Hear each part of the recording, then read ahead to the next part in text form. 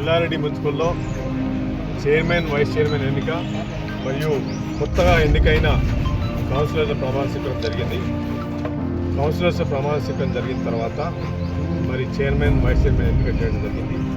Congress party నుంచి పద్మ శ్రీకాంత్ 10వ ward కౌన్సిలర్ని అందరూ కౌన్సిలర్స్ కలిసి ఏకగ్రీవంగా చైర్మన్గా ఎన్నుకోవడం జరిగింది.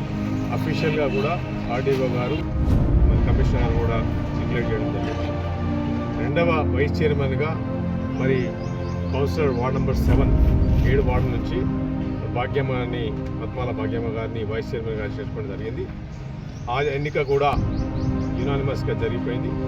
అందరి కౌన్సిలర్స్ కూడా ఈరోజు వాళ్ళ ప్రమాణ స్వీకారానికి నేను అభినందనలు తెలుపుతూ మరి చైర్మన్ వైస్ చైర్మన్ కూడా వాళ్ళకి అభినందనలు తెలుపుతూ ప్రత్యేకంగా ఎల్లారెడ్డి పట్టణ ప్రజలందరూ కూడా మనస్ఫూర్తిగా మీరిచ్చిన తీర్పును చాలా సంతోషంగా స్వీకరిస్తూ మీరిచ్చిన భారీ మెజారిటీ 60% ఓట్లతో ఈరోజు కాంగ్రెస్ పార్టీని ఇక్కడ ఈ పట్టణంలో తెలంగాణ రాష్ట్రంలోని అత్యధిక మెజారిటీ ప్రతి వార్డులో మీరు ఇచ్చినందుకు మరి ప్రతిపక్ష పార్టీలకు డిపాజిట్లు తగ్గకుండా మీరు కాంగ్రెస్ పార్టీని ఆదరించి 60% ఓట్లతో ఈరోజు ప్రతి కౌన్సిల్ను ఆదరించినందుకు వాళ్ళందరి తరఫున నా బాధ్యతగా నేను తీసుకుంటూ మీరు ఇచ్చిన బాధ్యతను ఇంకా చేసుకుంటూ ఇంకా చాలా పనులు చేసేవి ఉన్నాయి.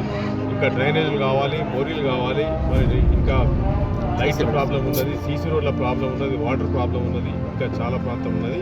ఈ ప్రాంతాన్ని ఈ మారుమూల ఏదైతే మాట్లాడుతున్నారో మోడల్గా తీర్చిదిద్దాలన్నదే అందరి కోరిక. ప్రతి కౌన్సిలర్ కూడా ఈరోజు బాధ్యతగా తీసుకొని వారితో నేను ఎమ్మెల్యేగా బాధ్యత తీసుకొని ఈ పట్టణాన్ని సుందరంగా తీర్చిదిద్ది ఒక బస్టాండ్ ఈరోజు తెలంగాణ రాష్ట్రంలోనే చుట్టుపక్కల కాన్స్టిట్యూన్సీలోనే ఎల్లారెడ్డి బస్టాండ్ గురించి మాట్లాడుతూ ఉన్నాను. మరి మినీ ట్యాంక్ బండ్ కూడా రాబోతూ ఉన్నది. ఇక్కడి ప్రజలకు మంచి సౌకర్యాలు కల్పించడానికి ప్రతి కౌన్సిలర్ కూడా